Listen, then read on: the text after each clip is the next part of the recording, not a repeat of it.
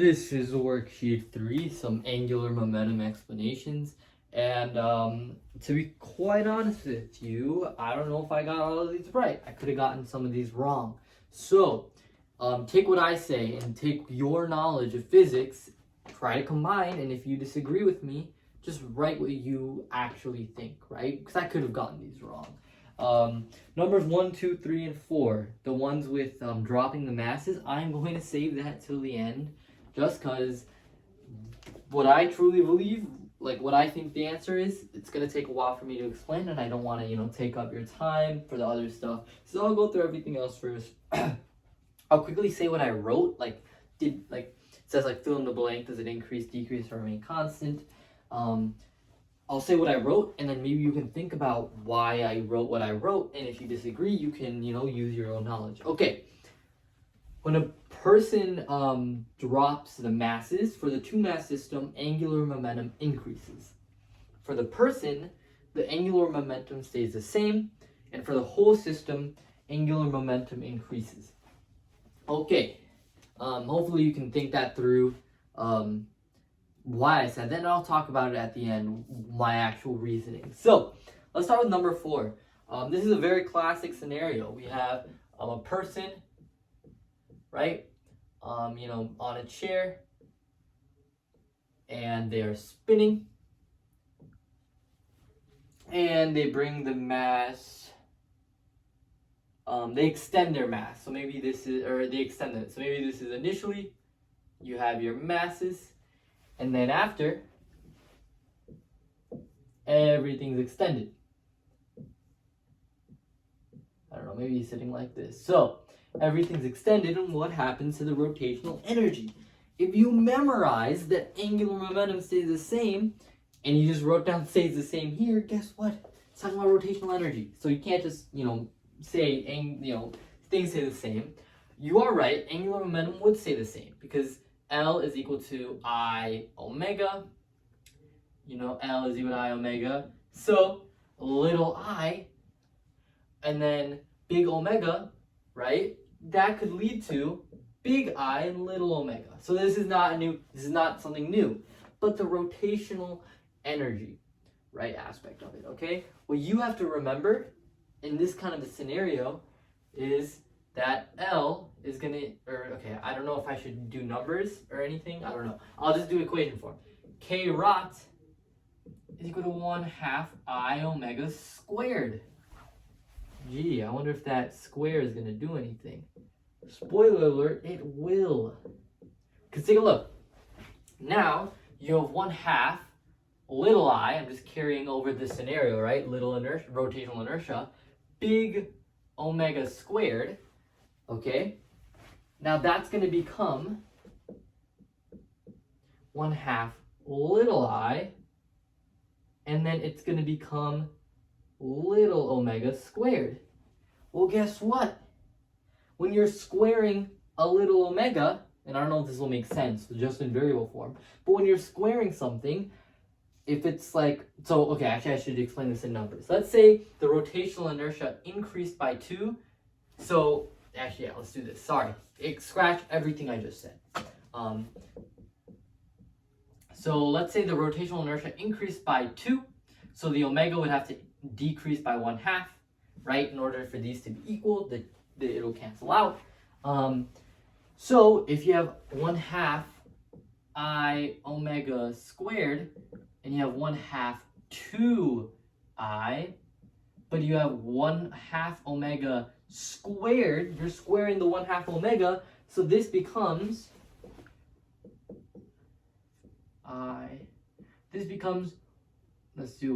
so 1/2 2I, this becomes 1/4 omega squared. So even when you cancel out this 2 and then this becomes a 2, right, you get 1/2 times 1/2 I omega squared, and this is just math more than anything, but the idea is now you have half the energy. You have half the rotational energy. So even though your omega decreases by 1/2, the rotational energy would decrease by 1/4, but also you're increasing your rotational inertia by 2, so you know, obviously it's not going to be 1/4 as less, it's going to be 1/2 as less. So the idea is that omega squared. Let's go on to number 6. I'll just kind of verbally talk this one through. You stand on the edge of a platform, it's like rotating, and as you walk towards the center, the rate of rotation increases. This is not a surprise. For the two, I don't know if this is, so I was kind of thinking about this one. I'm going to stick with what I said. I'm going to say it increases because initially, you have, my phone just went off. Yeah, I don't use my phone to record. I actually use my mom's because her camera's nicer. So, if you have a platform and you're standing here, right? There is no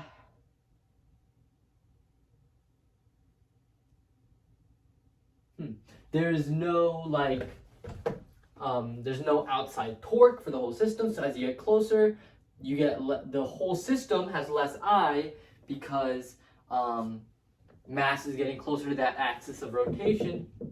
But you also have more omega in order to conserve momentum because there's no outside torque to conserve angular momentum. So hopefully that makes sense. In general, let's go on to the next page. In general, linear momentum is conserved when there's no outside F net, right? We've talked about this. When there's no F net, the whole system of linear momentum is conserved. Linear momentum is not conserved when you have that F net. That's not, hopefully that's kind of old news. In general, angular momentum is conserved when you have no torque net. And angular momentum is not conserved when there is a torque net. Hopefully that, once again, hopefully pretty straightforward. Let's talk about this next one. Pictures are going to help here. You are on a merry-go-round and you decide to jump off. What happens to the merry-go-round's angular velocity given each of the following conditions? Okay, so let's try each one. We have our merry-go-round, merry-go-round, and merry-go-round. Don't get fooled by the shapes. It's the same merry-go-round. So same I and all that good stuff. And now this one has an omega this way. So it's going to be clockwise. This one has an omega this way. And then this one, so let's just draw our axis of rotation. This one, you're actually going to find, it doesn't really matter which way it's spinning. We're going to talk about why. We'll just say it's going clockwise. For the first one, you jump off tangent to the merry-go-round in the same direction it's moving. So if it's moving this way and you're standing right here, the tangent would be like right there. You jump off that way. Obviously, you also have a little bit of a vertical component. It would be more vertical, but you know, we don't actually have to worry about the vertical component. I'll kind of talk why. First of all, what's going to happen to the merry-go's angular velocity? Intuitively, it makes sense that it's going to slow down, right? If you've ever been on a merry-go-round and you've jumped off the opposite direction, it slows down, or in the same direction. Sorry, if you jump in the same direction as rotation, you're kind of pushing off on the merry-go-round. It's going to slow down. Now let's think about this in terms of angular momentum. For your whole system, angular momentum is conserved. There's no outside F net. So if your merry-go-round has angular momentum clockwise, so let's write this. Merry-go-round has L counterclockwise, sorry, my fault. So if it has momentum counterclockwise and you jump, so you also have angular momentum because you're spinning with it, and then when you jump, your angular momentum will increase because you're going to have a velocity this way, right? Outside tangent to the merry-go-round. To conserve, right, this angular momentum, how do I explain this? Sorry. If the L is conserved and you have more angular momentum in the same direction, to compensate, this needs to slow down and lose angular momentum, right? Now, if that explanation doesn't make sense, it should, hopefully, because we're kind of talking about conservation of angular momentum here. Think about it in terms of torque. If you're pushing off this way, there's an equal opposite force. It's going to have a torque in the opposite direction. Therefore, it'll have less angular velocity. So think about it in terms like that too. But the same thing applies now if you're jumping in the opposite direction. So even if you jump the same way, now what's going to happen is L is conserved. So now you want angular momentum so if this is going, let's just make it clear clockwise. If you want to jump so that you have counterclockwise angular momentum, then this has to compensate by speeding up, because the L is initially clockwise. To conserve angular momentum, it's going to speed up when you jump off in the opposite direction. And I think that makes sense. You can kind of feel it if something's spinning and you jump in the opposite direction. This is a very interesting problem now. Number C. You jump off in a direction parallel to the radius. So if this is a radius, you're going to jump off. So this is you. You're going to jump off this way. You're going to jump in like the same direction of the radius. That's kind of what it's saying. Whether it be outside or radially inward, right? So let's think about it in terms of angular momentum. This one is a very interesting one. I'm trying to think, because here's what my gut's telling me. Okay, I'm just gonna explain what I'm thinking. How much time are we at? 11 minutes. That's fine. So if torque net is equal to force times lever arm, if you're parallel with the distance, aka the lever arm, and this is all as the system of just the merry-go-round. That's why I'm talking about torque. In these cases, I included the person in the system. That's why there's no outside torque. I'm only talking about the merry-go-round here. So if the person applies that torque in the force this way in order to move that way, yes, okay, yeah, Newton's third law applies there. The lever arm is 0 because the angle is 0 degrees, sine theta, right? This is r sine theta. So that means no torque should mean no angular momentum, but I gotta think about it. I gotta think about this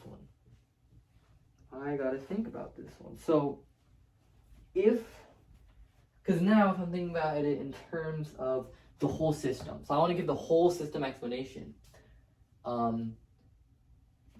Well, remember, angular momentum for a point mass is mv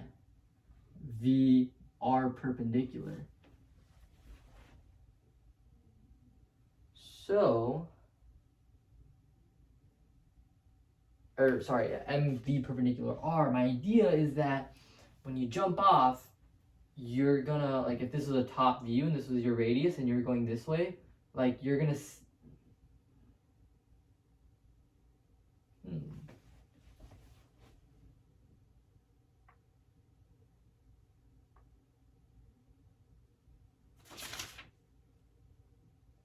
This one's a good one.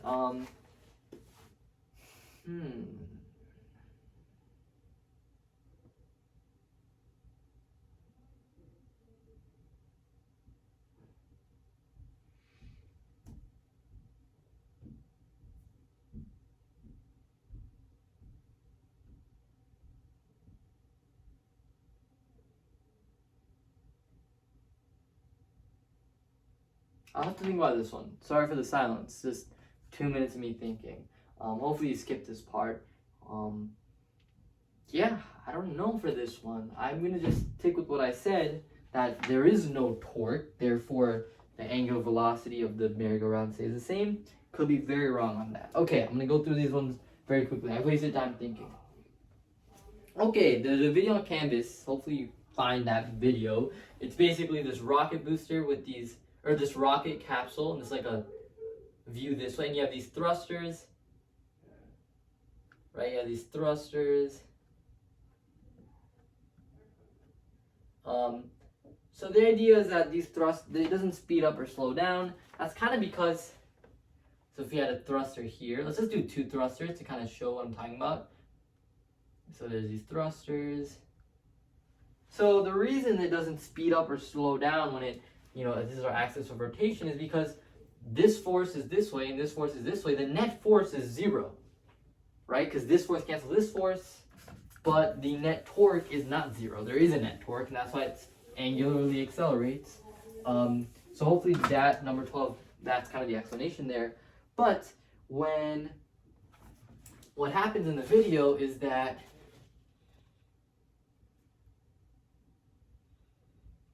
they kind of extend these sort of masses, and this just kind of, once again, angular momentum is conserved. When you extend, you're gonna have less omega. So it's still this idea of, little I, big omega, is equal to big I, little omega. They also do this thing about letting go, and this is kind of hard to explain. They kind of let go, and then this goes this way, and this goes this way. But I don't know if you've seen, right? If the point mass is mv perpendicular r, as it flies this way, because it's going to maintain a constant velocity, your thingy is here. So the distance got bigger, which means the angular momentum got bigger. But guess what? Now less of its velocity is perpendicular. So this gets smaller as r gets bigger. I think hopefully the teachers kind of talked about that. Okay, 14. Let's just do 14A and B really quickly. Halley's Comet has a very elliptical orbit. If it's orbiting the sun, it's going to speed up, and you can explain this as it gets closer in 3 different ways. This is what 14A, B, and C is asking. So remember, for the unit 2, 3 explanation, the velocity is this way. There's a component of the force that's going to cause acceleration in the same direction. Acceleration, pointing in the same direction, it speeds up. That's the unit 3 explanation. I'm trying to go a little faster. I don't want to waste too much time.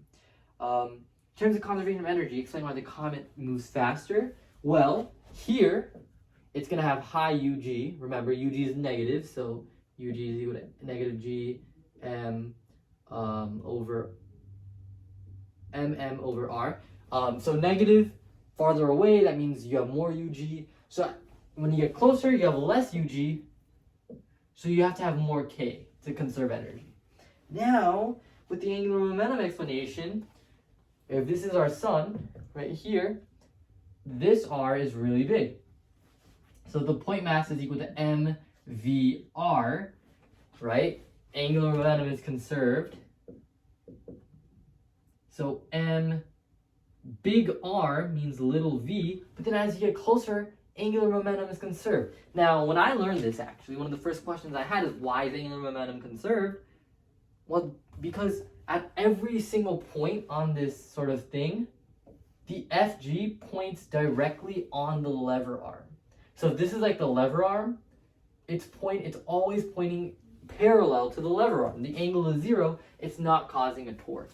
So that's why angular momentum is conserved. I'm pretty sure, at least. That explanation might be wrong, but that's just how I learned it. But yeah, as you get here, your mass is the same. In fact, they kind of cancel out, but I won't cancel it out. You have to have a big V because you have a little r. So that's the same explanation for, angular momentum. Okay. Oh boy. You know what? I don't want to make this video too long. So I'm actually not going to explain numbers 1, 2, 3, and 4. So I honestly think I got those wrong, to be honest, but I'll give you kind of a clue if you want to think it through. Angular momentum is conserved when there's no net torque. When you let go of the mass, right, when you're flying, it's going to go flying. Is there any net torque on the pen or whatever you drop, the mass, as it's flying through the air? Relative to your axis of rotation, that's how I would think about it. Thank you for watching this long video. This was a hard, thing, so if this didn't make sense, it's fine. Bye.